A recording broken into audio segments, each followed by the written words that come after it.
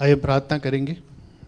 प्यारे जीवित परमेश्वर, हम तेरा धन्यवाद करते हैं कि प्रभु तूने अपने दास को तैयार किया है। और भाई जैसे अर्पित ने प्रार्थना की और वैसे ही प्रभु आज आप हमसे बातें करने जा रहे हैं। आपने अपने दास को तैयार किया है, उसके मुख को तैयार किया है पिता।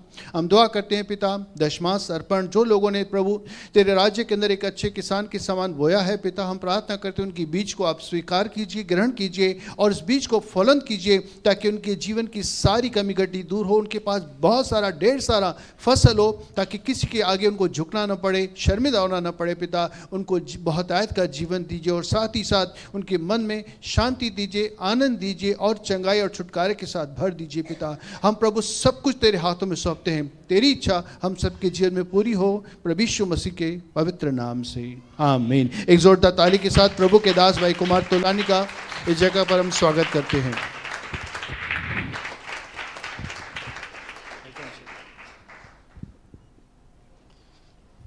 Praise the Lord. पहला वचन कौन सा निकालेंगे? मत्ती की पुस्तक 11 अध्याय उसका 28 और 29। हे सब परिश्रम करने वालों और बोझ से दबे लोगों, मेरे पास आओ, मैं तुम्हें विश्राम दूंगा। मेरा जुआ अपने ऊपर उठा लो और मुझसे सीखो, क्योंकि मैं नम्र और मन में दीन हूँ, और तुम अपने मन में विश्राम पाओगे, क्योंकि मेरा जुआ सहज और मेरा बोझ हल्का है। हमने बहुत सारी मीटिंग्स के अंदर ये देखा है कि कैसे हम एक शांति में, आनंद में जीवन बिता सकते हैं, जैसे मसीह कहता है। इस पौल भी कहता है फिलिपियों की पुस्तक 4 अध्याय उसके 4 वचन में, सदा आनंदित रहो। आनंद कैसे करते हैं? आनंद कैसे कर सकते हैं? फिलिमोन 1:7 में लिखा है, हे भाई मेरे, तेरे प्रेम से मुझे बहुत आनंद और शांति मिलती है। जब एक व्यक्ति परमेश्वर के प्रेम को समझना शुरू करता है तो उसके मन में, हृदय में आनंद आता है। परमेश्वर के प्रेम को केवल शब्दों से नहीं समझा जा सकता, जैसे पौलुस कहता है फिलिपियों की पुस्तक उसके इफिसियंस की पुस्तक उसके 3 उसके 20 में, मसीह के प्रेम को जान सको। किसको जान सको? जो ज्ञान से परे है, जो शब्दों से परे है, जिसे समझना बहुत कठिन है बाय वर्ड्स। पौल कहता है जो ज्ञान से परे है, उसकी लंबाई को, उसकी गहराई को, उसकी ऊंचाई को, उसकी चौड़ाई को माप लो, पौल कहता है। और परमेश्वर के प्रेम के द्वारा ही मुझे आनंद मिल सकता है। जब इस बात का मुझे नॉलेज आएगा कि परमेश्वर मुझसे कितना प्यार करता है, मेरे हृदय में शांति और आनंद आएगा। और पौल कहता है तुम्हारी प्रार्थना, तुम्हारे निवेदन धन्यवाद के साथ प्रभु के सामने उपस्थित किए जाएं, तब परमेश्वर की शांति जो सारी समझ से परे है, तुम्हारे विचारों को मसीह यीशु में सुरक्षित रखेगी। जिस रात यीशु मसीह पकड़वाए गए, अगर आप 13 अध्याय से लेके 17 अध्याय तक पढ़ेंगे, 4 अध्याय के अंदर जिस आखिरी रात को यीशु मसीह पकड़वाए गए थे, उन्होंने 3 बातों पर फोकस किया था। कौन सी 3 बातों पर? यहां पर ध्यान दीजिए। बच्चे आवाज करेंगे, हमें वचन सुनना है। पौलुस कहता है अब विश्वास, आशा और प्रेम, ये तीनों स्थायी है, पर इन सबसे बड़ा प्रेम है। और यीशु मसीह ने उस रात को, जिस रात को पकड़वाया गया था, क्या कौन सी शब्दों का प्रयोग किया था? मैं तुम्हें अपनी शांति देता हूं, जैसे संसार देता है वैसे मैं नहीं देता। तुम्हारा मन न घबराए न तुम व्याकुल हो। उन्होंने शांति की बातें कही, जबकि वो खुद क्रूस पे मरने जा रहे थे। उन्होंने आनंद के बारे में कहा कि मैं तुमसे फिर मिलूंगा, तुम्हारा आनंद कोई तुमसे छीन नहीं सकता। और परमेश्वर के प्रेम के बारे में उन्होंने बातें की। 3 प्रमुख चीजें हैं हमारे मसीह जीवन के अंदर, वो ये है कि हम परमेश्वर के शांति, आनंद और प्रेम को समझें अपने जीवन के अंदर, जिसे कोई व्यक्ति शब्दों के साथ बयान नहीं कर सकता, उस केवल से अनुभव किया जा सकता है जब आप परमेश्वर के साथ चलेंगे। जैसे हनोक के लिए लिखा है, वो 300 साल तक प्रभु के साथ चला। जब आप परमेश्वर की विश्वास योग्यता को अपने जीवन में देखेंगे, तब आपको पता चलेगा कि वो हमसे कितना प्यार करता है। शायद शब्दों से हम बयान ना कर पाए, क्योंकि उसका प्रेम सच में कोई भी बयान नहीं कर सकता। जैसे ब्रदर धीरेन ने भी गीत गाया, आश्चर्य तेरे, मैं कैसे बयान करूं।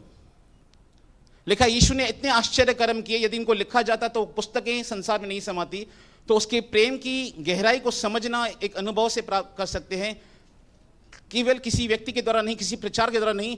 जब हम उसके प्यार को अपने लाइफ में पर्सनली एक्सपीरियंस करेंगे, जैसे पतरस ने एक्सपीरियंस किया, जब उसने यीशु मसीह का इनकार किया। उसने क्या किया? उसने यीशु मसीह का इनकार किया, उसके बाद भी यीशु मसीह उसके पास आया, तब वो परमेश्वर के प्रेम को और गहराई से समझना शुरू करता है। जैसे मूसा ने परमेश्वर की सेवा को छोड़ा, पर परमेश्वर से फिर मिला और उसे अपनाया, तब उसने परमेश्वर के प्रेम को और गहराई से समझना शुरू किया। ये अनुभव से होता है। पर जैसे मैं इस बात पे, ये मैं अपने एक्सपीरियंस से बता रहा हूँ कि क्यों विश्वासी होने के बाद भी लोगों के मन के ऊपर तनाव है, मानसिक तनाव है, जिसका फ़ायदा शैतान उठाता है। उसमें से एक कारण है जो विश्वासियों के मन को अशांत करता है। भजन संहिता 51:14 पढ़िए।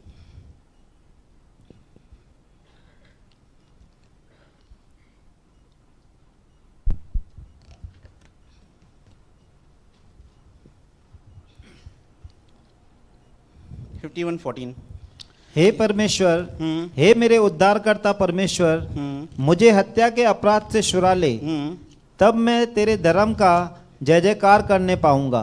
इंग्लिश में क्या लिखा है? Deliver me from blood guiltiness. Delivered me from blood guiltiness. क्योंकि दाऊद ने जब पाप किया था व्यभिचार का और हत्या का, तो उसके हार्ट में गिल्ट आ गया था। गिल्ट क्या है? जब हम कोई गलत काम करते हैं और मुझे पता चलता है कि मैं गलत हूं, तो मेरा विवेक मुझे दोषी करार करता है। कोई और आकर मुझे दोषी करार नहीं करता, मेरा हार्ट ही मुझे कंडेम करता है अंदर से कि तू गलत है। और जब हमारा हृदय में गलत दोष करार करता है, तो हमें क्या होता है? हम प्रभु के सामने जाते नहीं हैं। जब आदम ने परमेश्वर के विरुद्ध पाप किया तो क्या हुआ? जब परमेश्वर आए तो परमेश्वर ने कहा, हे आदम तू कहां है? आदम ने क्या कहा? मैं छुप गया था। जब कोई व्यक्ति परमेश्वर के विरुद्ध पाप करता है, वो परमेश्वर से दूर भागना शुरू करता है। उसका हार्ट उसे परमेश्वर से दूर लेके जाना चाहता है। क्यों? क्योंकि उसका जो हार्ट है वो गिल्टी आ चुका है, गिल्टी हो चुका है। और दाऊद कहता है, प्रभु मुझे इस गिल्टनेस से मुझे छुटकारा दीजिए। क्योंकि गिल्टी कॉन्शियस लेकर, एक दोषी हृदय लेकर, एक दोषी मन भावना लेकर आप कभी प्रभु के पास जा नहीं सकते। और जाएंगे भी तो आपका विवेक आपको केवल दोषी करार करेगा। और जब भी आपका हृदय आपको दोषी करार करेगा, आप उसे रिसीव नहीं कर पाएंगे। आपको क्या लगेगा? आप गिड़गिड़ाएंगे प्रार्थना में, क्षमा कर दीजिए प्रभु, क्षमा कर दीजिए। और ये कब होता है? ये मैं अपने एक्सपीरियंस से बता रहा हूं गिल्टी कॉन्शियस के बारे में। क्योंकि जब मैंने परमेश्वर के विरुद्ध पाप किया था विश्वासी होने के बाद भी, तो मेरे हार्ट में गिल्टीनेस आई थी। और इस गिल्टी कॉन्शियस का शैतान ने फायदा ये उठाया था, उसने मेरे मन में ये झूठ डाला था कि परमेश्वर तुझे छोड़ चुका है, परमेश्वर तुझे दंड देगा, तू अनंत जीवन से वंचित हो जाएगा। ऐसे थॉट्स जब मेरे मन में आते थे, वो मुझे घबराते थे। ऐसे विचारों से मुझे डर लगता था कि कहीं मुझे प्रभु छोड़ तो नहीं देगा, कहीं मैं त्यागा तो नहीं गया हूं। और ऐसे विचार जब मेरे मन में आते थे, मैं प्रार्थना करने में संघर्ष करता था। मेरा विश्वास ही कार्य नहीं कर पा रहा था, क्योंकि मैं गिल्टी कॉन्शियस के अंदर था, क्योंकि मैं परमेश्वर के प्रेम और क्षमा को समझ नहीं पा रहा था। इसलिए मेरे अंदर में जो दोष भावना आ चुकी थी, वो मुझे दोषी करार कर थी, गिल्टी कॉन्शियस करार कर रही थी। पहला यूहन्ना 3 अध्याय। और न जाने कितने दिनों तक मैंने इसके साथ संघर्ष किया, न जाने कितने सालों तक। मैं समझता हूँ 2011 के आसपास की ये बात है, या 2012, मैं एग्जैक्टली साल नहीं जानता। पर उन रातों में मुझे नींद नहीं आती थी। मैं अकेला बैठकर, जब सो जाते थे लोग, मेरे घर के सदस्य, मैं अकेला लेटा हुआ था। लोगों को लगता है ये सो गया है, पर मैं सोचता रहता था, क्या वाकई प्रभु ने मुझे छोड़ दिया है? क्या वाकई प्रभु ने मुझे त्याग दिया है? और ऐसे विचार मुझे परेशान करते थे, क्योंकि मैं ये बात अच्छी तरह से जानता हूं, परमेश्वर नहीं तो मेरा अनंत जीवन मेरे हाथ में नहीं है। परमेश्वर का हमारे अंदर होना बहुत जरूरी है। पौल कहता, नहीं तो तुम निकम्मे निकले हो। पवित्र आत्मा मेरे हृदय में रहना, विश्वासी होने के बाद, बैप्टिज्म लेने के बाद मेरे अंदर रहना बहुत जरूरी है। और शैतान का एक काम है कि वो हमें परमेश्वर से दूर लेके जाना चाहता है। जब हम उसके परमेश्वर के विरुद्ध पाप करते हैं, वो हमको परमेश्वर से दूर लेके जाना चाहता है। पहला यूहन्ना 3:19 से पहले हम लोग जाएंगे इब्रानियों 3। मैं जानता हूं आपके साथ, सबके साथ ऐसा हुआ होगा।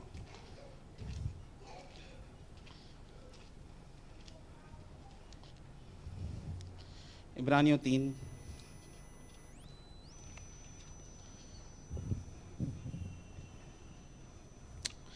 12-13। हे भाइयों चौकस रहो। हे भाइयों चौकस रहो, अलर्ट रहो। ये हमें अलर्ट होने के लिए कहता है, हमेशा वचन हमें अलर्ट करने के लिए कहता है, चौकस रहो कि तुम में ऐसा बुरा और अविश्वासी मन न हो। इंग्लिश में लिखा है ईविल अनबिलीविंग हार्ट, क्योंकि एक अविश्वासी हृदय एक ईविल हार्ट होता है, क्योंकि वो प्रभु से कुछ भी रिसीव नहीं कर सकता है। ईविल हार्ट है वो, एक ऐसा हृदय जिसमें बुराई है। कौन सी बुराई? अविश्वास की। हे भाइयों, चौकस रहो कि तुम में ऐसा दुष्ट और अविश्वासी हृदय न हो, अविश्वासी हृदय न हो, हाँ, जो जीवित परमेश्वर से दूर हट जाए। परमेश्वर वहीं पर है, पर मेरा हृदय जब अविश्वासी होता है, मैं प्रभु से दूर चला जाता हूं, क्योंकि मैं विश्वास में कार्य नहीं कर पा रहा हूं। और बिना विश्वास के उसे प्रश्न करना, ये हम सब जानते हैं, असंभव है। अविश्वासी ना हो तुम्हारा हृदय, जो तुम्हें प्रभु से दूर हटा कर लेके जाए।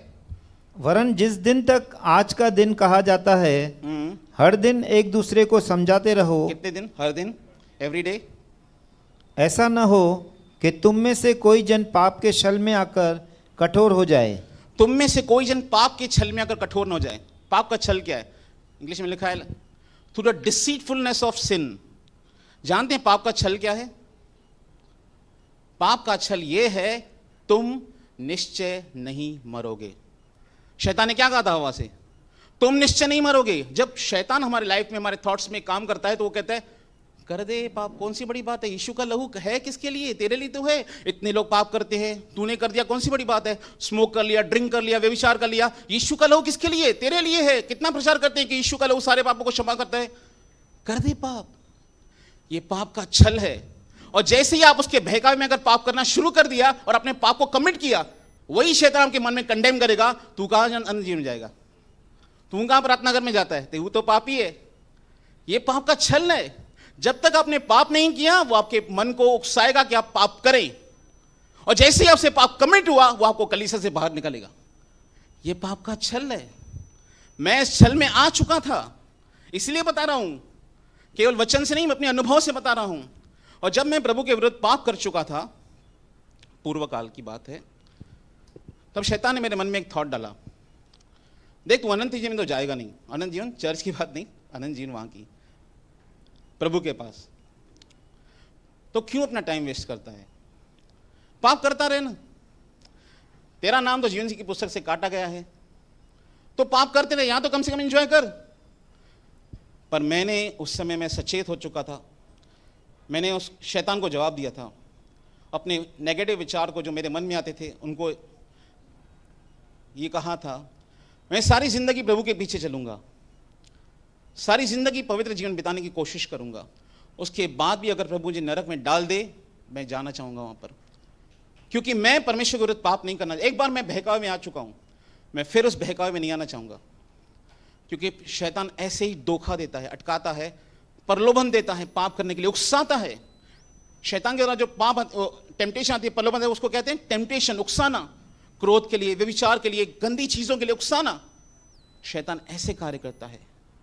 और जब हम पाप कर लेते हैं, तो हमारे हृदय में कंडेम करता है, हमारा कॉन्शियस ही में दोषी करा करता है। और जब एक व्यक्ति गिल्टी कॉन्शियस के साथ चलता है, उसे किसी की जरूरत नहीं, वो अपने आप को ही दोषी करार करता रहता है। बार बार एक ही पाप की क्षमा वो बार बार मांगते रहता है। क्यों? क्योंकि उसे मसीह के प्रेम का ज्ञान नहीं है, उसे इस बात का विश्वास नहीं कि परमेश्वर मुझे माफ कर चुका है या कर देगा। हमेशा परमेश्वर के सामने स्ट्रगल करेगा। अब आएंगे 1 जॉन 3:19 में।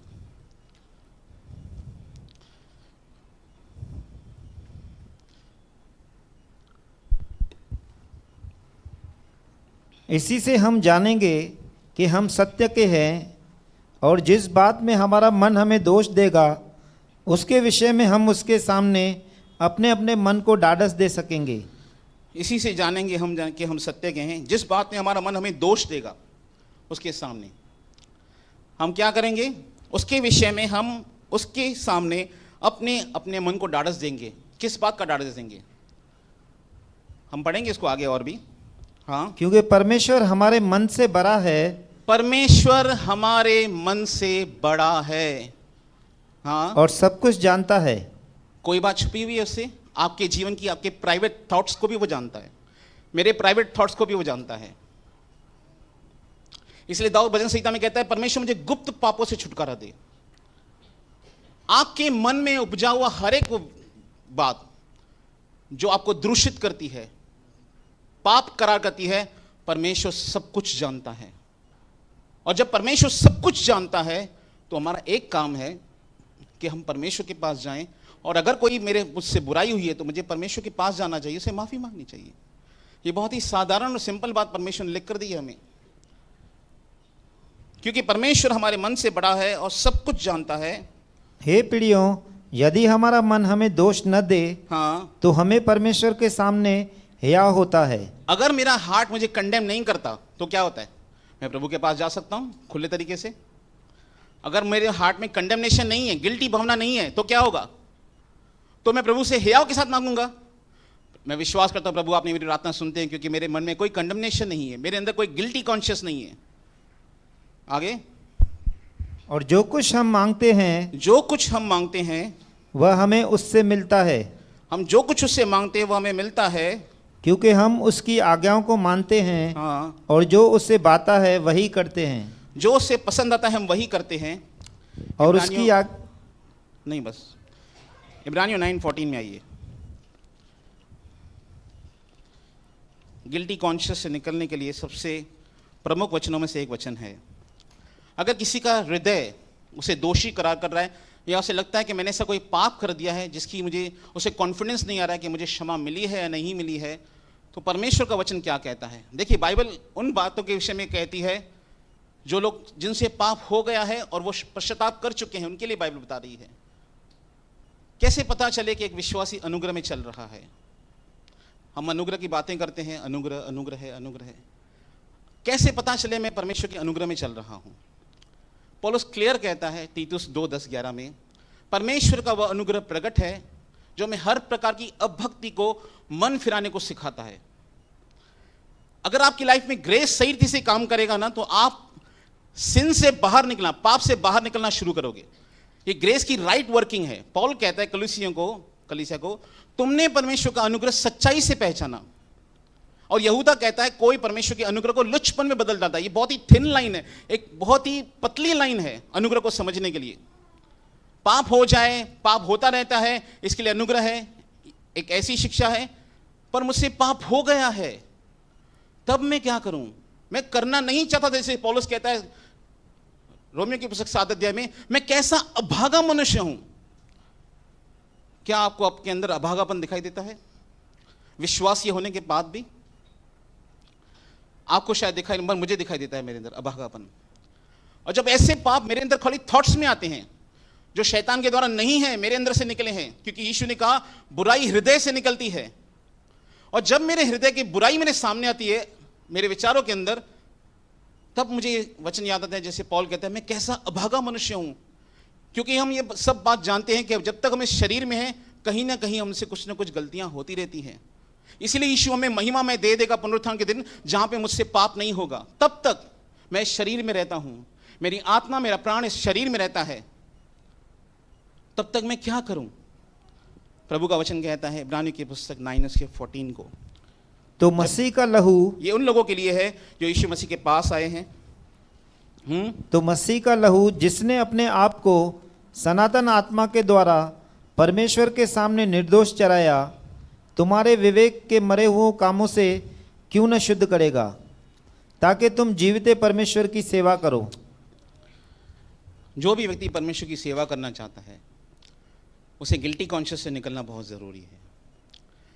और यह सेवा केवल यहाँ पे खड़े होकर प्रचार करना नहीं है। पॉल कहता है 2 कुरिन्थियंस 3 अध्याय के अंदर, यह सेवा है यीशु मसीह के समान बनने की। पवित्र आत्मा के द्वारा दिन प्रतिदिन यीशु के समान बनने की एक सेवा है कि इस मंदिर को मैं पवित्र बनाए रखूं। यह सेवा है। पौलुस कहता है कि तुम पवित्र आत्मा के द्वारा दिन प्रतिदिन यीशु के समान बनते जाओ।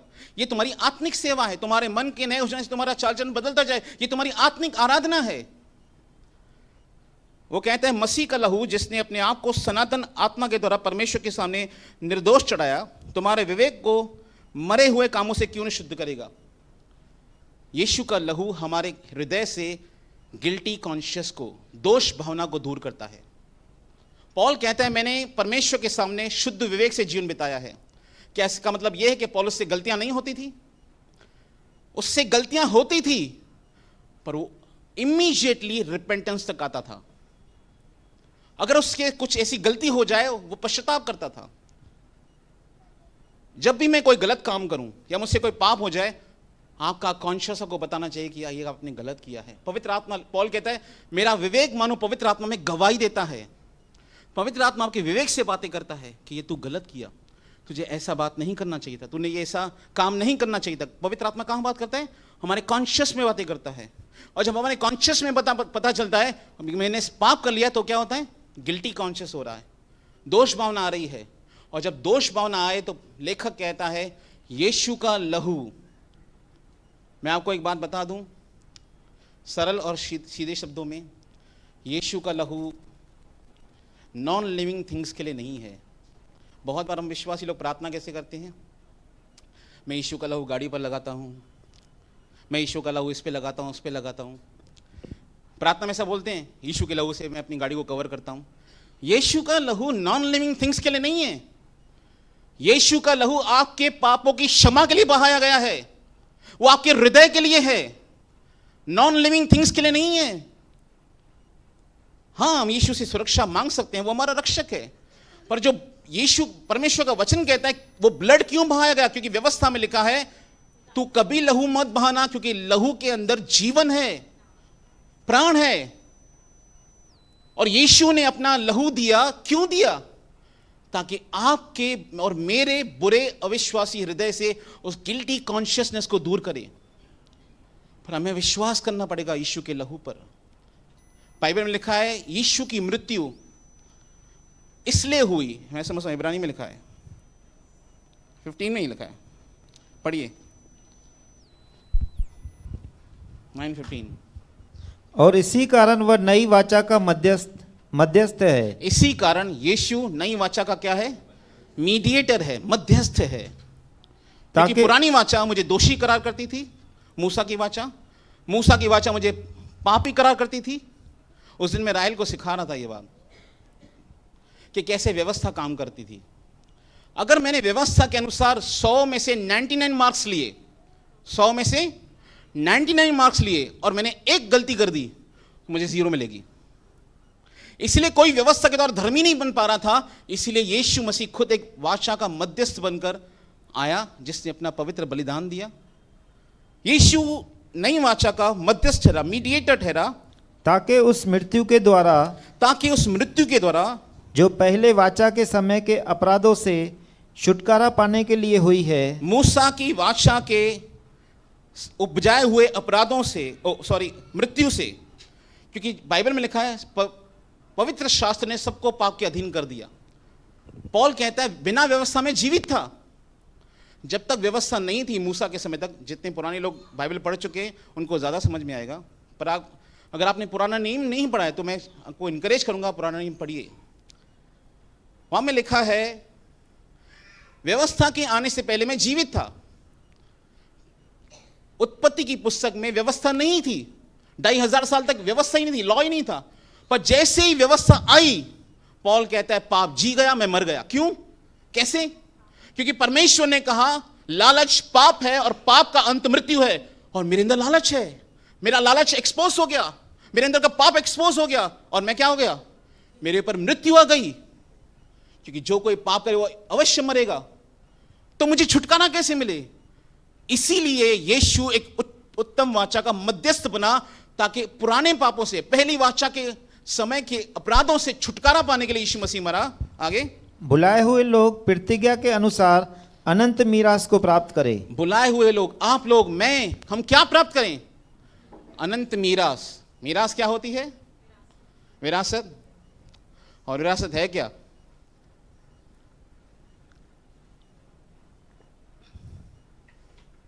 विरासत क्या है? विरासत क्या है? आपको सिखाया गया, आप भूल गए। विरासत है पुनरुत्थान, महिमा में देह, उद्धार। इब्रानियों 1:14 में लिखा है those who will inherit salvation, जिनको मीरास में अनंत जीवन मिलेगा। विरासत है ये। और जब तक विरासत बांधने वाला जीवित है, तब तक विरासत काम की नहीं होती। मेरे पिताजी हैं, वे जीवित हैं। जब अगर उन्होंने विल बनाई है मेरे लिए और वो जीवित हैं, तब तक विल मेरे ऊपर लागू नहीं होती है। पर जैसे ही वे अपनी संसार की यात्रा को पूरा करेंगे और उनका सर्टिफिकेट मैं कोर्ट में दूंगा और उसी समय से विल मुझ पे लागू हो जाएगी। इसीलिए यीशु को मरना अनिवार्य था।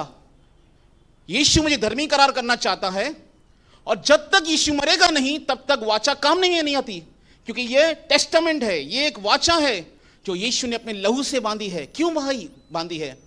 ताकि मुझे उन पुराने पापों से जो मैं करता आया था यीशु को जानने से पहले, उनसे भी छुटकारा मिले। तो क्या यीशु का लहू केवल मेरे उन पापों की क्षमा के लिए था जो मैंने पहले किए, अब की नहीं? पहला यूहन्ना पढ़िए। देखिए मैं सवाल पूछूंगा, आपको समझ में आता है? हाँ बोलेगा सब लोग, हाँ हाँ समझ में आता है, समझ में आता है। पर मैं कहता हूं ध्यान दीजिए, समझा मैं नहीं सकता। पॉल कहता है जो मैं कहता हूं उस पर ध्यान दे, प्रभु तुझे सब बातों की समझ देगा। समझ बुद्धि ज्ञान किसी ब्रदर के द्वारा नहीं आती, समझ बुद्धि ज्ञान हमेशा परमेश्वर के द्वारा आती है।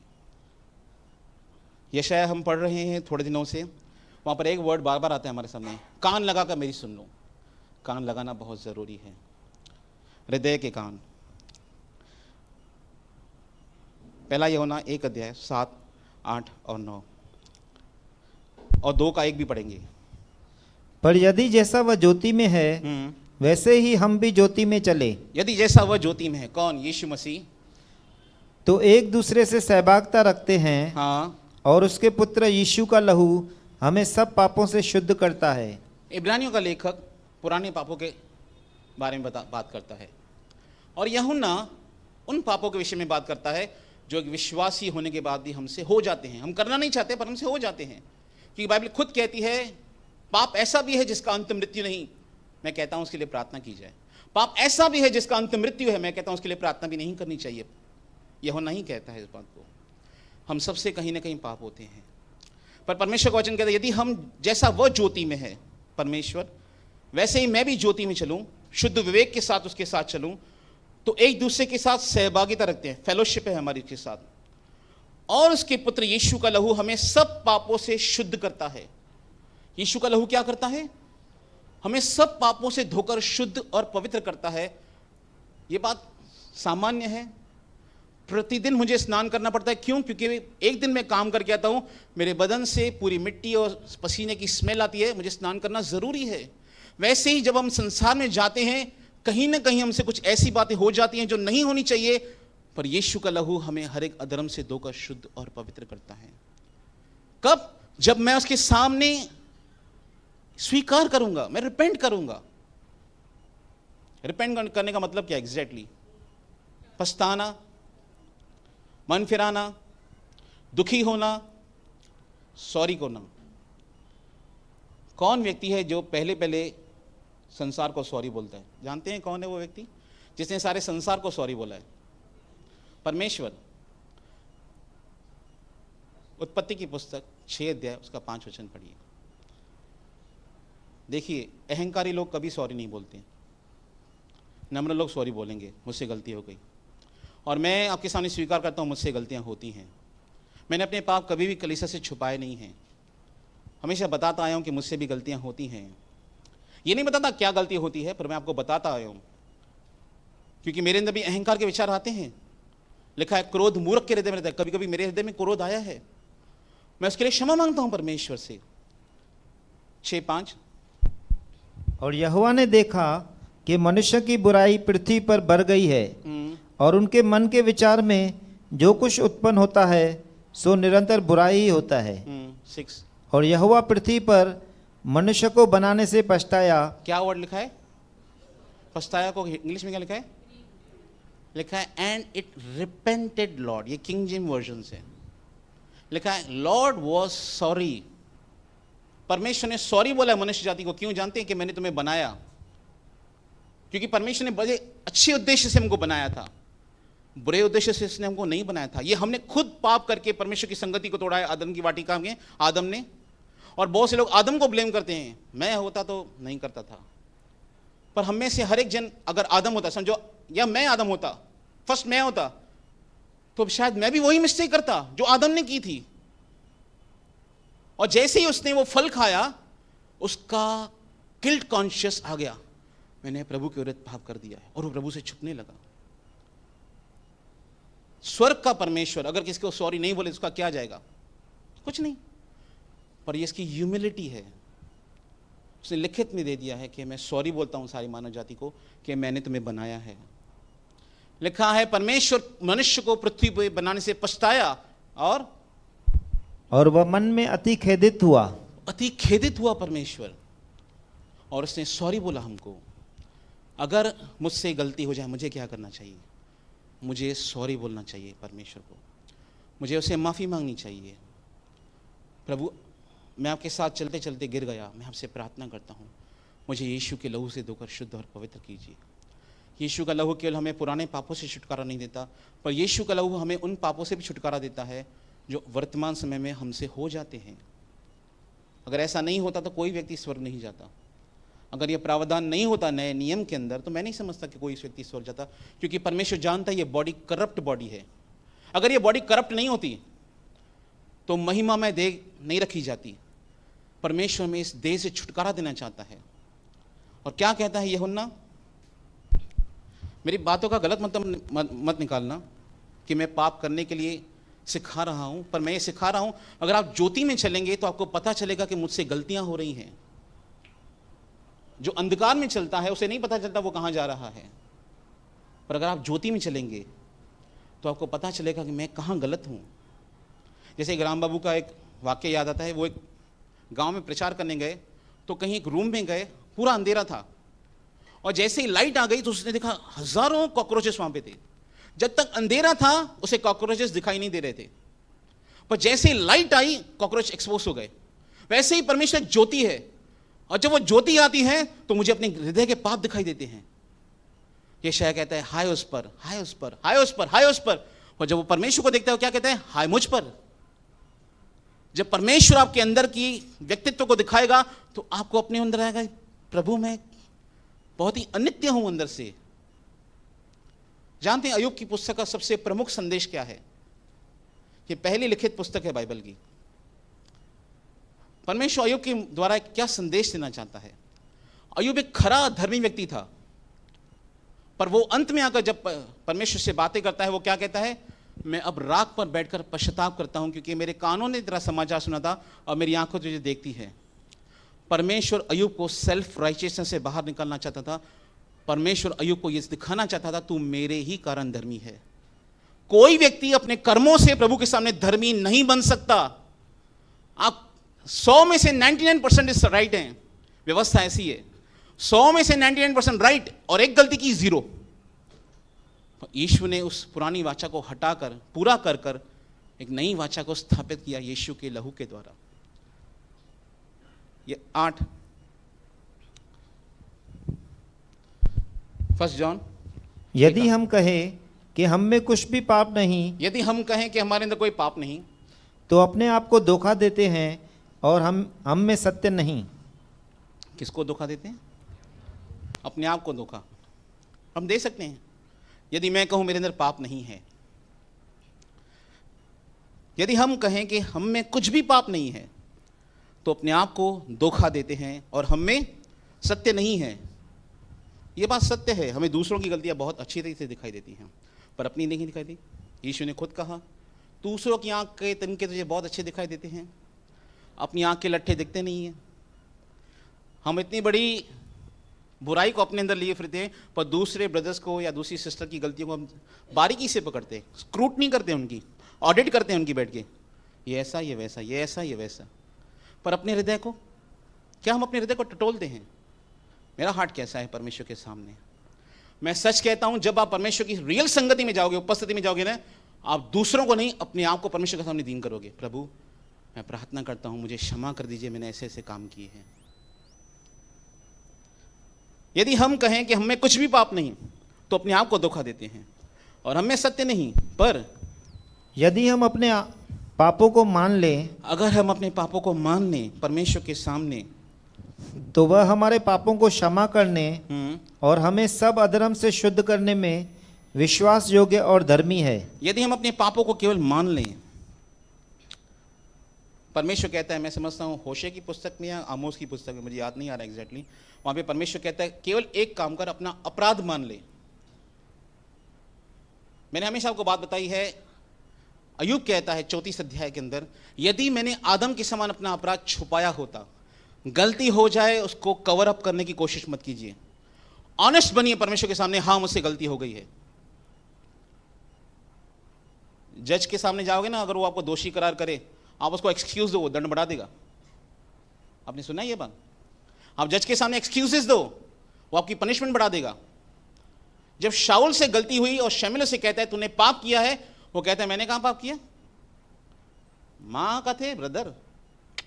वो हमेशा उंगली हमारी दूसरों पर जाती है, और वहां पे परमेश्वर एक शब्द देता है शमूएल के द्वारा, देख हट करना मूर्ति पूजा करने के बराबर है। हट मतलब अपनी गलती स्वीकार नहीं करना, ये हट है। अगर आपसे कोई पाप हो जाए, परमेश्वर के सामने दीन बनिए और परमेश्वर से कहिए प्रभु मुझसे गलती हो गई है। परमेश्वर नम्र लोगों से खुश होता है, जो लोग ऑनेस्ट हैं, ईमानदार हैं। हाँ मुझसे गलती हो गई, परमेश्वर मैं आपसे माफी मांगता हूं। एक्सक्यूजेस मत दीजिए परमेश्वर के सामने, प्रभु के सामने एक्सक्यूज नहीं चलते हैं। यीशु मसीह फरीसियों से कहता है एक बात 7 अध्याय में, तुम जो अपने आप को धर्मी ठहराने की प्रयत्न करते हो, लिखा है यू जस्टिफाई योर सेल्फ। अगर आप परमेश्वर के सामने अपने आप को जस्टिफाई करने की कोशिश करोगे, ऐसा नहीं था, ऐसा था, ऐसा नहीं था, ऐसा था, मेरी गलती नहीं थी, उसकी गलती थी, आप कभी निर्दोष नहीं बन के जाएंगे घर पे। पर यदि उस व्यक्ति के समान जिसने खड़े होकर कहा कि हे परमेश्वर मुझ पापी पर दया कर, लिखा है वो घर पे जाकर धर्मी ठहरा। मान ले अपने पापों को, अगर गलती हो जाए तो। मैं ये नहीं कहता आपसे पाप नहीं होता है तो भी आप गलती स्वीकार करो, पैटर्न मत बना दो ऐसा। पर आपका हार्ट अगर गिल्टी करार होता है, आपका हृदय दोषी करार करता है अपने आपको, तो परमेश्वर के पास जाएं, परमेश्वर के प्रेम पर विश्वास करें। परमेश्वर का वचन कहता है, पुराने नियम में एक वर्ड लिखा गया है करुणा, और वो करुणा वर्ड निकला है लविंग काइंडनेस से।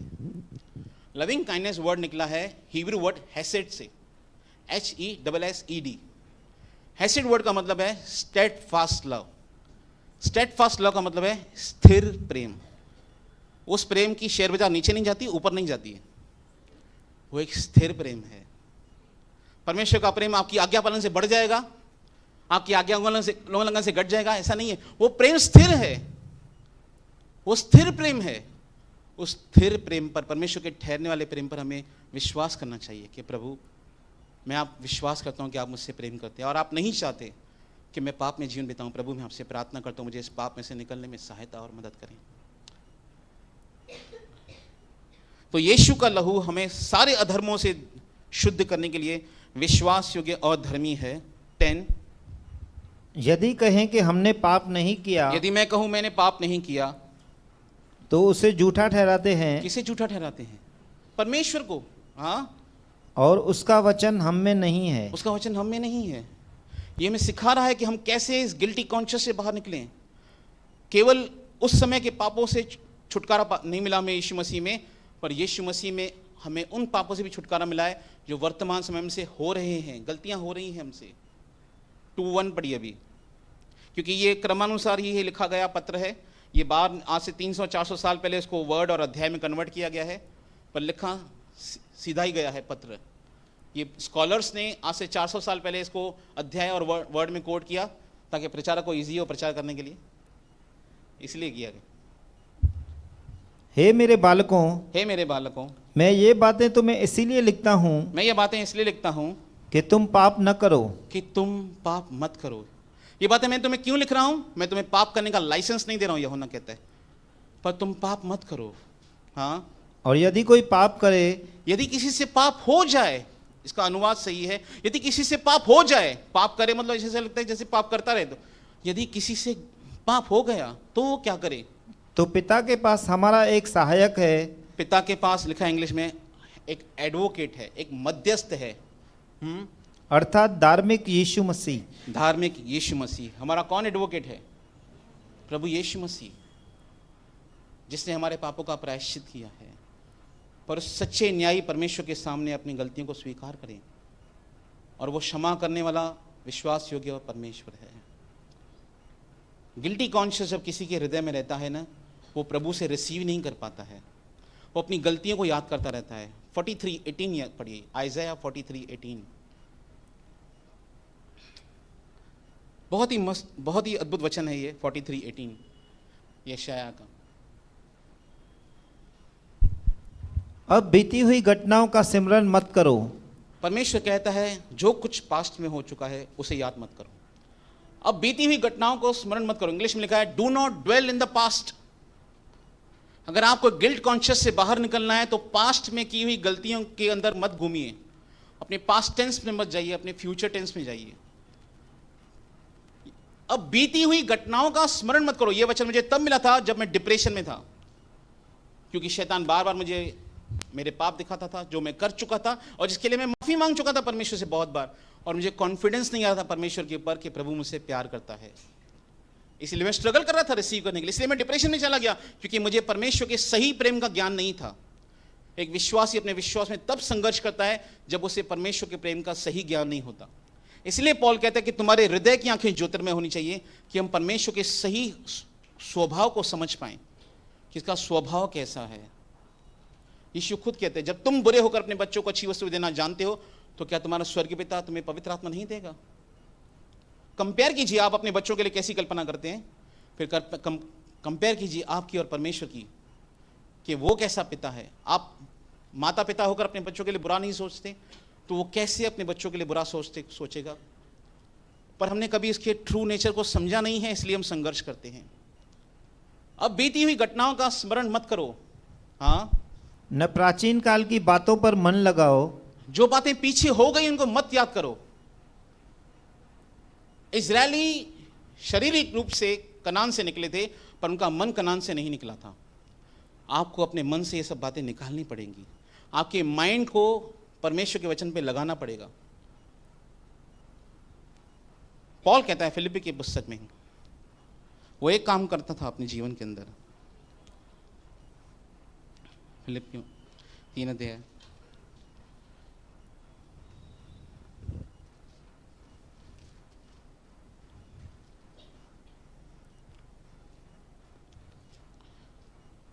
12 से पढ़िए। यह मतलब नहीं कि मैं पा चुका हूँ या सिद्ध हो चुका हूँ, ये मतलब नहीं कि मैं पा चुका हूं या मैं सिद्ध हो गया हूं। पॉल कहता है पर उस पदार्थ को पकड़ने के लिए दौड़ा चला जाता हूँ मैं उस बात को पकड़ने के लिए आगे बढ़ रहा हूं जिसके लिए मसीह यीशु ने मुझे पकड़ा था। यीशु मसीह ने मुझे बुलाया है, मैं उसको पाने के लिए दौड़ रहा हूं। हे भाइयों, मेरी भावना यह नहीं कि मैं पकड़ चुका हूँ, मेरी ये भावना नहीं है कि मैं पकड़ चुका हूं या मैं सिद्ध हो गया हूं, परंतु केवल यह एक काम करता हूँ। कितने काम करता हूं? कितने काम? एक काम करता हूं। वो एक काम करता था अपने मसीह जीवन के अंदर कि जो बातें पीछे रह गई है जो बातें पीछे रह गई हैं उनको भूलकर आगे की बातों की ओर बढ़ता हुआ निशाने की ओर दौड़ा चला जाता हूँ। अगर आपको फ्यूचर में सही जगह पे जाना है तो अपने पास्ट को भूलिए।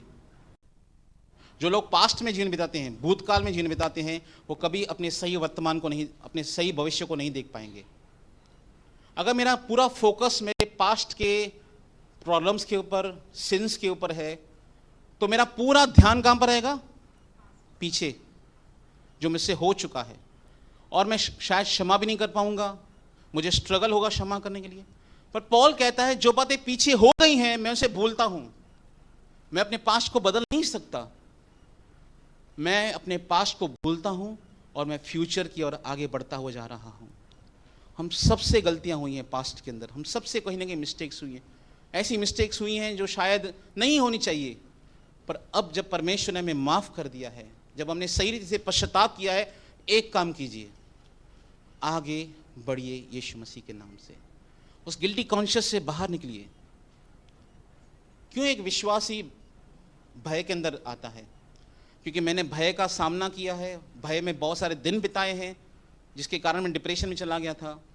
दाऊद भजन संहिता 34 में कहता है मैं 10 मिनट 15 मिनट कंप्लीट कर दूंगा, क्योंकि फिर मुझे नहीं तो अगले हफ्ते पौना घंटा आना पड़ेगा। पर मैं चाहता हूं कि आप 10-15 मिनट में इन बात को समझ लीजिए।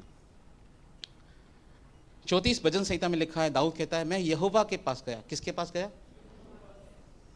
उसने मुझे पूरी रीति से भय मुक्त किया। कोई व्यक्ति आपको फियर से छुटकारा नहीं दे सकता है।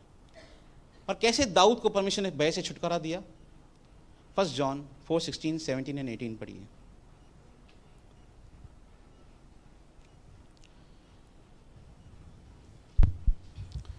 और जो प्रेम परमेश्वर हमसे रखता है यूहन्ना कहता है जो प्रेम परमेश्वर हमसे रखता है उसको हम जान गए। उस प्रेम को जानना बहुत ज़रूरी है। परमेश्वर के सिद्ध प्रेम को समझना बहुत ज़रूरी है, तभी एक विश्वासी भय से बाहर निकल सकता है। अगर मुझे परमेश्वर के प्रेम का सही ज्ञान नहीं है तो मुझे प्रार्थना करनी चाहिए परमेश्वर से। मैंने प्रार्थना बहुत बार की है, मुझे आपके प्रेम को समझना है प्रभु जी। जैसे एक बार आपको मैंने बताया था कि धरती से आकाश कितना दूर है, उसकी चौड़ाई कितनी है मापी जा सकती है, पर साउथ पोल और नॉर्थ पोल को कोई नहीं जज कर सकता है वो कितना गहरा है। पौलुस कहता है वो उससे भी गहरा है परमेश्वर का प्रेम। हम गीत गाते हैं परमेश्वर के लिए, तेरा प्रभु दिल सृष्टि से भी बड़ा। परमेश्वर का हृदय बहुत बड़ा है। और यूहन्ना इस बात को समझ गया था, क्योंकि यूहन्ना ही वो अकेला चेला था जिसने यीशु को क्रूस पर मरते हुए देखा था। 11 चेले यीशु मसीह को छोड़कर भाग गए थे, पर ये अकेला चेला था जो क्रूस पर यीशु मसीह के साथ था। और 6 घंटे की उसकी मृत्यु ने, यीशु मसीह की मृत्यु ने यूहन्ना के मन पे बहुत प्रभाव डाला था। जब वो बातें कर रहा था यीशु मसीह क्रूस से, हे पिता इन्हें माफ़ कर, ये नहीं जानते ये क्या कर रहे हैं। जब वो डाकू को माफ़ कर रहा है तो आज ही मेरे साथ स्वर्गलोक में होगा, एलोई एलोई लमा शब्द कनी। उनने सारी बातें यूहन्ना ने करीब से देखी थी। और इसका नेचर जानते कैसा था यूहन्ना का? यीशु ने इसका नाम क्या रखा था ना? बोनरगिस। क्या रखा था? बोनरगिस, गर्जन का बेटा, गुस्से का बेटा। इसे बहुत जल्दी गुस्सा आता था, हे प्रभु हमको गांव में प्रवेश नहीं करने दे, आग बुराए। यीशु कहता है तुम नहीं जानते तुम कैसी आत्मा के हो। मनुष्य का पुत्र नाश करने नहीं, मनुष्य का पुत्र जीवन देने आया है। हम दूसरे काम से चलते, पर इस गुस्से के बेटे को बाद में एक नाम मिला, प्रेम का प्रेरित। इसने अपने आखिरी प्रचार में जब उसे कुर्सी में लाया गया चर्च के अंदर और बिठाया गया तो उसने कहा आप प्रचार कीजिए। उसने कहा यही कि आपस में प्रेम रखो। यीशु की मृत्यु ने उसके ऊपर बहुत गहरा प्रभाव डाला था। उसने यीशु के प्रेम को शायद समझा था पवित्र आत्मा के द्वारा, परमेश्वर के द्वारा, इसलिए वो शब्दों को कह रहा है। ये कोई एसी रूम में लिखी हुई पुस्तकें नहीं हैं, ये अनुभव से लिखी हुई पुस्तकें हैं, गिरकर उठकर लिखी हुई पुस्तकें हैं। जो लोग गिरे हैं उन्होंने लिखा है। और क्या लिखा है? जो प्रेम परमेश्वर हमसे रखता है उसको हम जान गए हैं और हमें उसकी प्रतीति है। हमें परमेश्वर के प्रेम का विश्वास है। केवल परमेश्वर पर विश्वास नहीं है, हमें परमेश्वर के प्रेम पर विश्वास है। क्यों वो ये बात कहता है? परमेश्वर प्रेम है। कौन है परमेश्वर?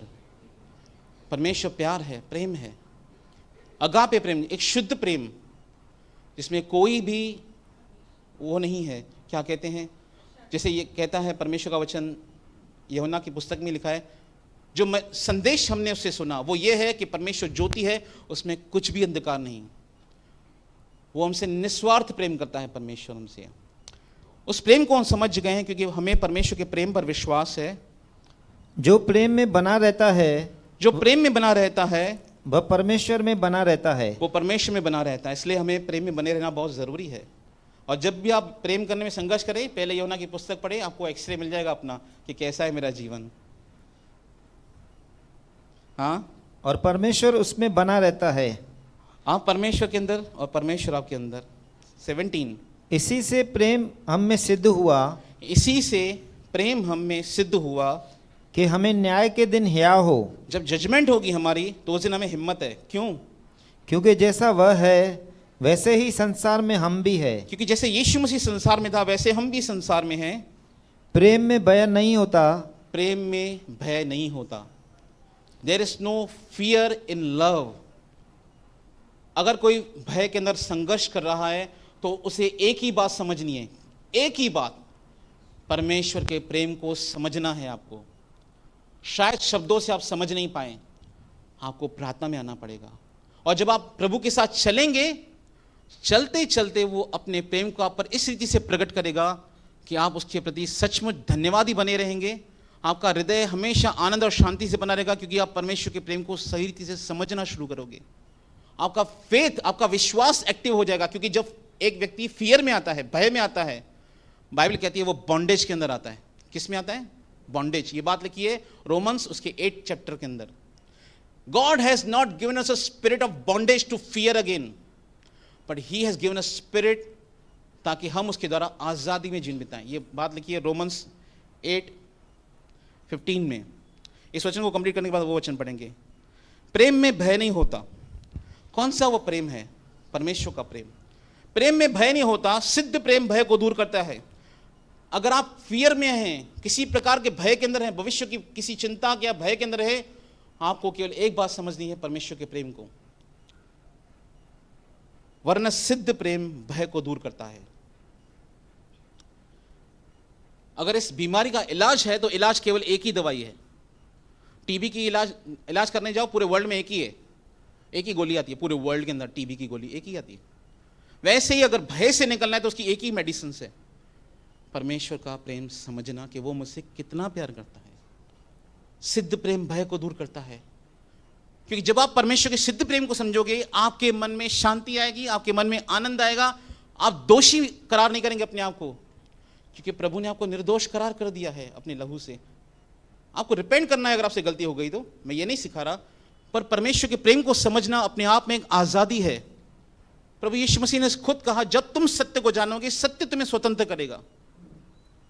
परमेश्वर का वचन हमें आजाद करता है, उसका सत्य ज्ञान हमें आजाद करता है। प्रेम में भय नहीं होता, सिद्ध प्रेम भय को दूर कर देता है। क्योंकि भय से कष्ट होता है। किस भय से क्या होता है? कष्ट होता है। कैसे कष्ट आते हैं? रॉन्ग इमेजिनेशन आएगी आपके माइंड के अंदर, नेगेटिव थॉट्स आएंगे आपके अंदर फियर के कारण। जब कोई डरता है तो उसके माइंड के अंदर नेगेटिव इमोशंस आते हैं, नकारात्मक भावनाएं आती हैं, नकारात्मक कल्पनाएं आती हैं। वो ऐसा देखता है कि मेरे साथ कुछ बुरा हो रहा है अपनी इमेजिनेशन के अंदर। वो अपने मन की पिक्चर के अंदर अपने आप को कुछ ऐसा होते हुए देख रहा है जो सत्य नहीं है, जो शैतान के द्वारा है। और जब भी हम फियर के अंदर रहते हैं, हमारा फेथ काम नहीं करता है। जब यीशु मसीह नाव में जा रहे थे, चेलों से कहा, तुम क्यों डर रहे थे? तुम्हारा विश्वास कहाँ था? क्योंकि फियर के अंदर हमारा फेथ काम नहीं करता है। पर अगर हम परमेश्वर के प्रेम को समझ जाएं, जैसे पॉल समझा था परमेश्वर के प्रेम को, वो कहता है रोमन्स की पुस्तक में, कौन हमें मसीह के प्रेम से अलग कर सकता है? क्या मृत्यु, क्या जोखिम, क्या नंगाई, क्या तलवार, क्या ऊंचाई, क्या गहराई? कोई ऐसी शक्ति नहीं जो मुझे परमेश्वर के प्रेम से अलग कर सके। केवल वो अपने लिए नहीं, हम सबके लिए लिख कर गया है। पवित्र आत्मा ने लिखाया है कि आपको और मुझे कोई परमेश्वर के प्रेम से अलग नहीं कर सकता। अब मैं और परमेश्वर एक हो चुके हैं यीशु मसीह के द्वारा, अब हम उससे अलग नहीं हो सकते, क्योंकि इफिसी की पुस्तक में लिखा है, उसने तुम पर पवित्र आत्मा की छाप दी है। आपको सील किया गया पवित्र आत्मा के द्वारा अपनी आत्मा के अंदर कि आप एक नई सृष्टि हैं यीशु के समान। और वो आपसे प्यार करता है, मुझसे प्यार करता है, पर हम इस प्रेम को समझ नहीं पा रहे हैं। चर्च परमेश्वर को समझ नहीं पा रही है। अल्जाइमर एक बीमारी है, जानते हैं? उसमें जानते हैं क्या होता है? आदमी सामने वाले को पहचानना बंद करता है। चर्च को अल्जाइमर हो चुका है स्पिरिचुअल। परमेश्वर कहता है यशायाह 51 के अंदर, तू मुझे क्यों भूल गया? परमेश्वर हमारे साथ है, हम उसे भूल रहे हैं कि वो मेरे साथ है। और परमेश्वर में याद कराता है, मैं तेरे साथ हूं, अंदर हूं तेरे, मत घबरा। वो मैं याद कराता है, क्योंकि चर्च को स्पिरिचुअल अल्जाइमर हुआ है। वो परमेश्वर को भूल जाता है समस्या के अंदर। उसे लगता है कि अब मेरी सहायता कौन करेगा, व्याकुल हो जाता है, घबरा जाता है, शायद डॉक्टर के पास भी जाता है। मैं ऐसा ही था, मैं अपने अनुभव से बता रहा हूं, इसलिए बता रहा हूं, किसी दूसरे के अनुभव से नहीं बता रहा हूं। वो भूल जाता है परमेश्वर को परिस्थिति के अंदर आकर। पर परमेश्वर में एक कंप्लेंट देता है, तू क्यों भूल जाता है मुझे? जो स्वर्ग को संभालता, जो समुद्र को उथल पुथल करता है, वो मैं ही हूं। एक बार परमेश्वर मुझसे कहा था, शैतान सर्वशक्तिमान नहीं है, मैं सर्वशक्तिमान हूं, तू उसे क्यों डरता है? वो मेरी क्रिएशन है, मैं क्रिएटर हूं, वो क्रिएशन है मेरी, वो मैंने उसे सरदूत बनाया, वो शैतान बना, पर तू उसे डरता क्यों है इतना?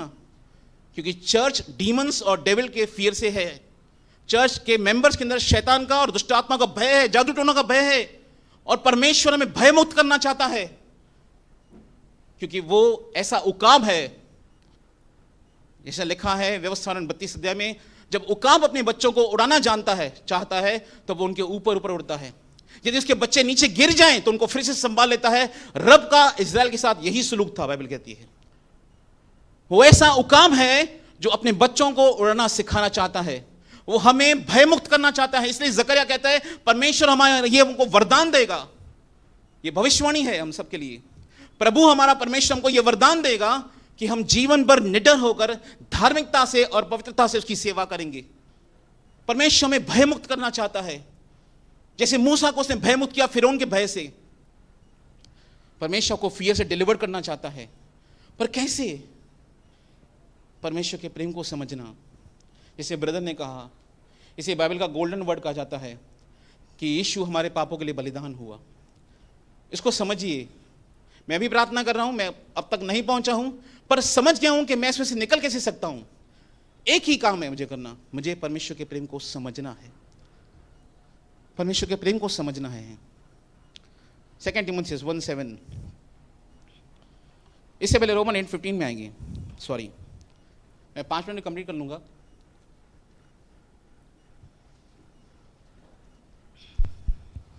क्योंकि तुमको दासत्व की आत्मा नहीं मिली कि फिर भयभीत हो,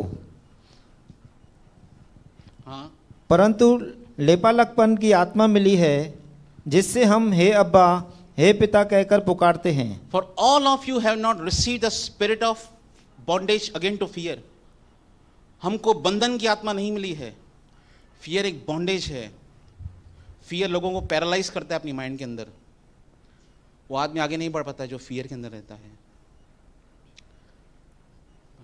पर पौलुस कहता है, but all of you have received, हम सब ने पवित्र आत्मा पाया है।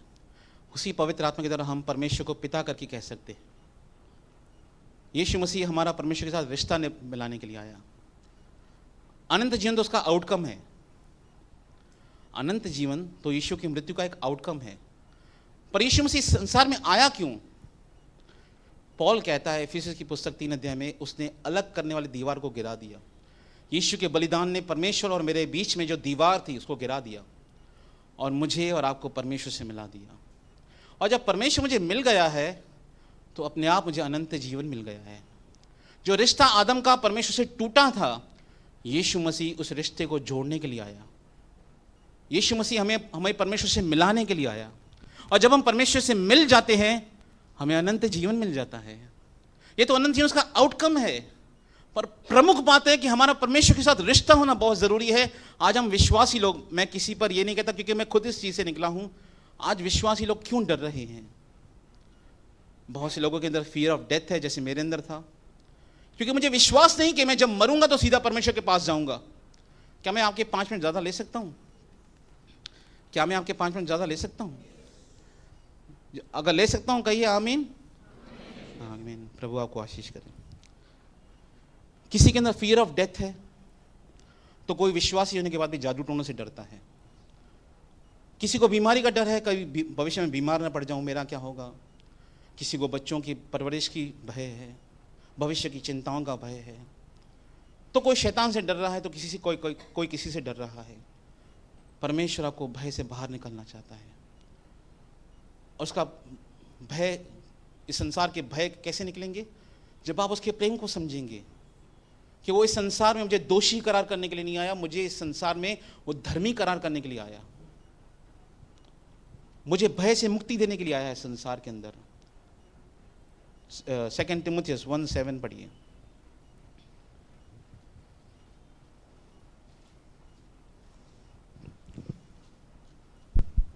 क्योंकि परमेश्वर ने हमें भय की नहीं, परमेश्वर ने हमें भय की नहीं पर सामर्थ और प्रेम हाँ, और संयम की आत्मा दी है। For God has not given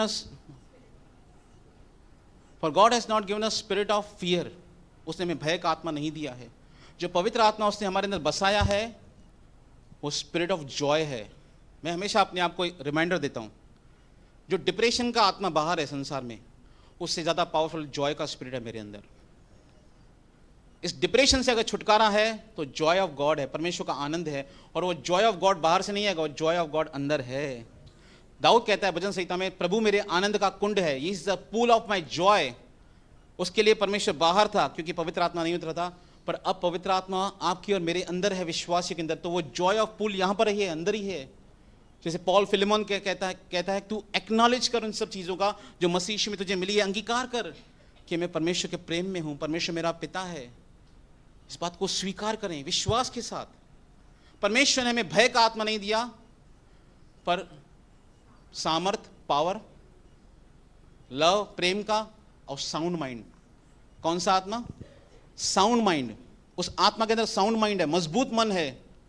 जैसे यीशु मसीह का माइंड था, कैसे था जानते हैं यीशु मसीह का माइंड? यशायाह कहता है यीशु मसीह के बारे में, मैंने अपना माथा चकमक के समान कड़ा किया है। इतना स्ट्रांग था उसका माइंड सेट। तो हमें यीशु मसीह के समान बनना है। वो घबराता नहीं था, डरता नहीं था शैतान से, दुष्ट आत्माओं से।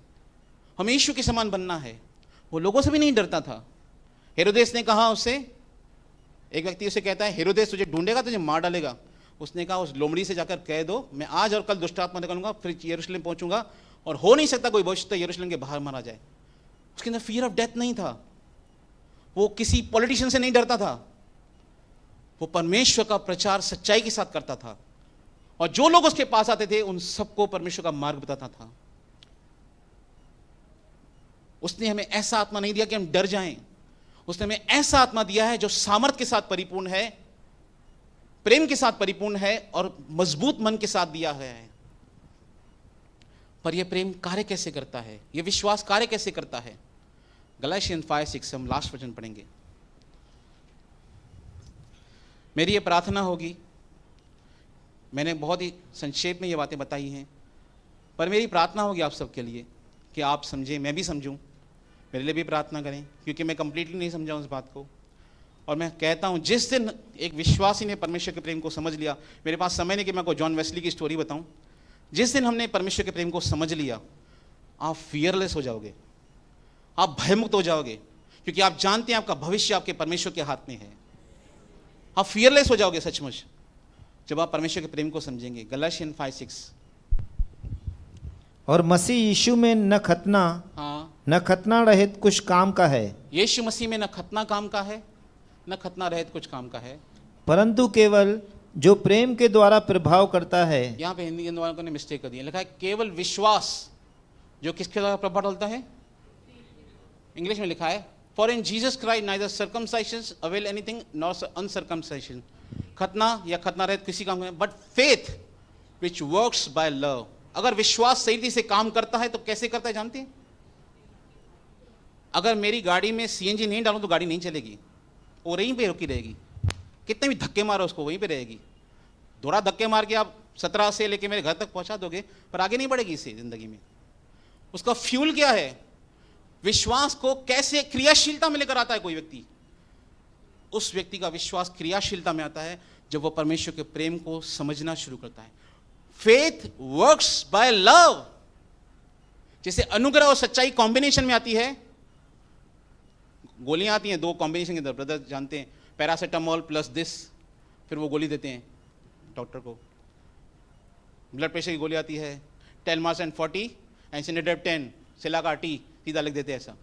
ये कॉम्बिनेशन के साथ आती है, कुछ मेडिसिन कॉम्बिनेशन के साथ आती है, क्योंकि उस व्यक्ति को 2 मेडिसिन एक साथ चाहिए, तो गोलियां 2 क्यों ले, एक ही गोली ले। वैसे ही विश्वास भी प्रेम के द्वारा प्रभाव डालता है, उसको कॉम्बिनेशन है। जैसे अनुग्रह और सच्चाई साथ में काम करते हैं, वैसे ही विश्वास भी प्रेम के साथ मिलकर काम कर सकता है। आप पढ़िए 1 तिमुथियुस के अंदर पॉल क्या कहता है तिमुथियुस से, उस अच्छे विवेक को थामे रख जिसे दूर करने के कारण बहुतों का विश्वास रूपी जहाज डूबा है। अ गुड कॉन्शियस, उस विवेक को थामे रख। मेरा समय इसके मैं आपको कॉन्शियस के बारे में बता नहीं, पर आपको बता रहा हूं। एक लास्ट वचन पढ़िए, ये प्रचारक की गलतियां हैं, लास्ट वचन बोल बोल के एक वचन और निकलवाता है।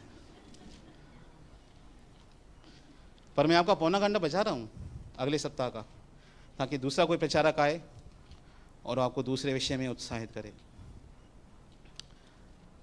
1 तिमुथियुस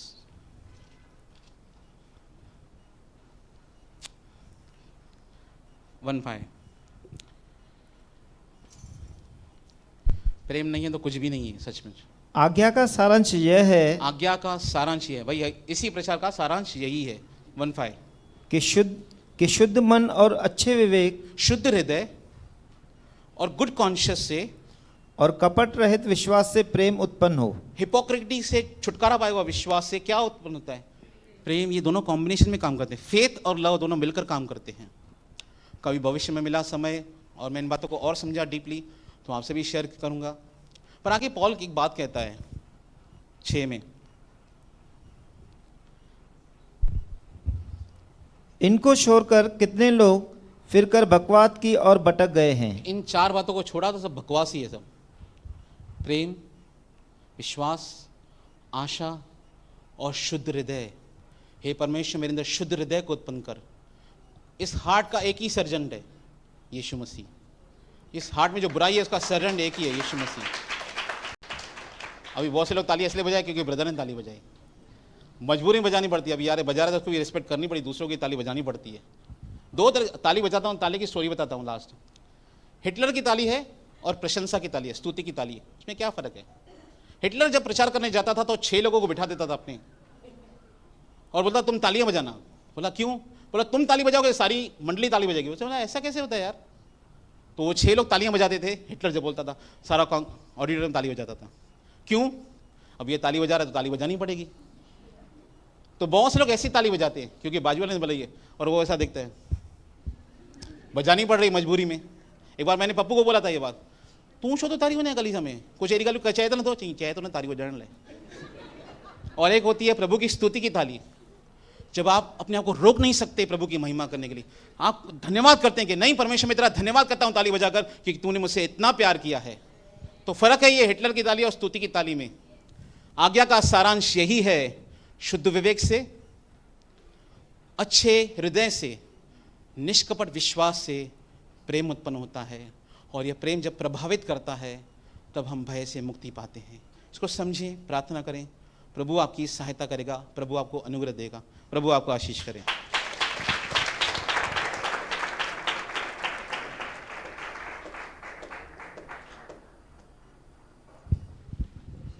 बोलिए यीशु मसीह की। हाँ, कितने लोग को लगता है परमेश्वर मुझसे प्यार करता है? आपको कितने लोगों को ये लगता है कि परमेश्वर पास्टर हीरो से बहुत प्यार करता है?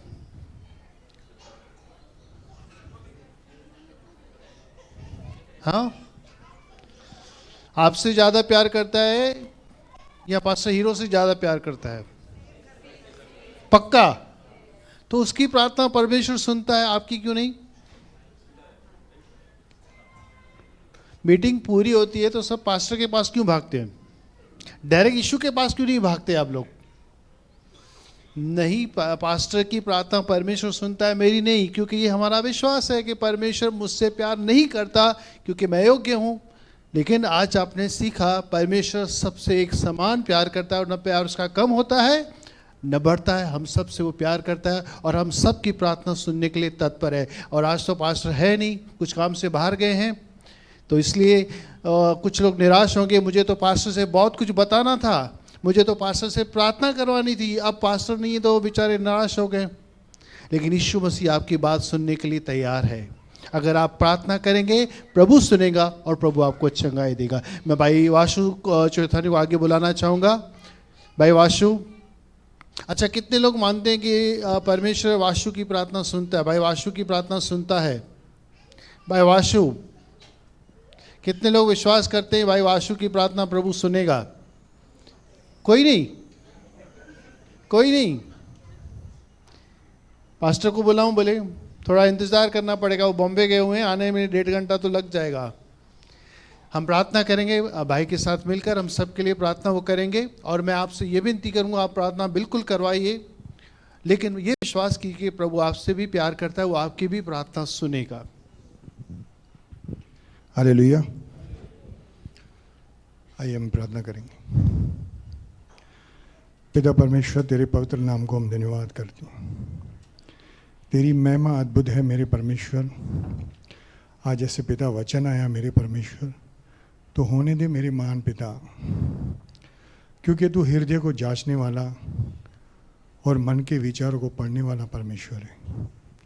प्रभु आज हर एक को छू लेना और उनके व्यक्तिगत जीवन के अंदर प्रभु ओ पिता अंदर से जो अंदरूनी मनुष्य तत्व है प्रभु, उन्हें सिधाई पर ले आने के लिए, निष्कपट होने के लिए और पिता सिद्धता के अंदर उन्हें बढ़ने के लिए प्रभु।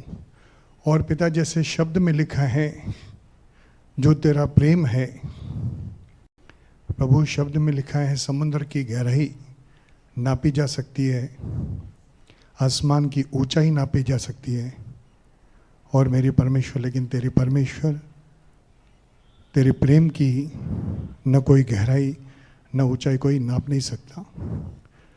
लेकिन प्रभु तूने जो हमें संसार से अलग किया, अपने पुत्र के द्वारा हमें पास आने दिया, उस बलिदान से हमें छुड़ाकर मसीह में नई सृष्टि बनाया। और पिता, शब्द में लिखा है जो तूने मसीह में हमारे अंदर कार्य किया है वो समय पे तू पूरा भी करेगा, क्योंकि तू परिपूर्ण परमेश्वर है। तो प्रभु होने दे मेरे महान पिता, आज इनके अंदर से हर एक वो गंदगी, मलिनता, हर वो पिता वो बात प्रभु जो तेरे उस प्रेम से, तेरी उन मार्ग पर चलने से प्रभु ओ पिता इन्हें सिद्ध होने में जो रुकावट है, आज इनके जीवनों से दूर होने पाए यीशु मसीह के नाम से। प्रभु हर एक को छू ले, तेरे लहू को हर एक ऊपर लगाते हुए प्रभु हर एक को तेरे पवित्र नाम के निमित्त आशीष करते हैं। प्रभु हर एक के जीवन बदलने पाए। ओ पिता, हम विश्वास है मेरे पिता, हम विश्वासी है, लेकिन प्रभु हमें विश्वास योग्य बना ओ पिता, ताकि प्रभु जैसे तूने जो तोड़े हर एक मनुष्य को दिए, किसी को एक, किसी को दो, किसी को 5, और जिसने लेन देन की इस विश्वास से प्रभु कि तू सच्चा है मेरे महान पिता, जिसे तूने प्रसन्न करना चाहा मेरे महान पिता। ओ मेरे परमेश्वर, तूने कहा हे विश्वास योग्य सेवक, तू थोड़े में विश्वास योग्य रहा, तू बहुत में भी विश्वास योग्य ठहरा। तो प्रभु आज हर एक को आशीष कर, उन्हें बढ़ने में सहायता कर आत्मिक रीति से। आज तेरे पवित्र नाम के निमित्त पूरी कलसिया को तेरे दास होने के नाम में आशीष करता हूँ। तेरा दायां धर्मे दायां हाथ प्रभु हर एक के ऊपर आए और इनके जीवन दिन प्रतिदिन नए होते जाए, जैसे तूने कहा जो मसीह में है वो नई सृष्टि है। प्रभु तेरा वचन कहते हुए पूरा हुआ, इसके लिए तेरे नाम को धन्यवाद करते हैं।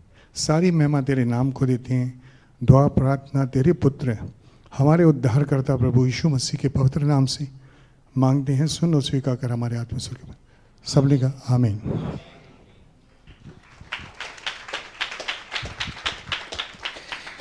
आखिरी आशीष लेंगे। पिता परमेश्वर का प्रेम, प्रभु यीशु मसीह का अनुग्रह और पवित्र आत्मा के सहभागिता जब तक प्रभु यीशु मसीह वापस आए तब तक हम सबके साथ बनी रहे और बढ़ती रहे। और सारी कलीसिया बोले आमीन। प्रभु आपको बहुत बहुत आशीष करे।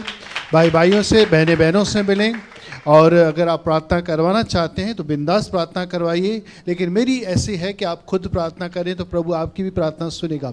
कुछ बहनें यहाँ पर हैं, कुछ भाई लोग हैं, आप पीछे भी कुछ लोग भाई खड़े हैं। आप अगर उनसे प्रार्थना करवाना चाहें तो आप प्रार्थना करवा सकते हैं। प्रभु आपको बहुत आशीष करे।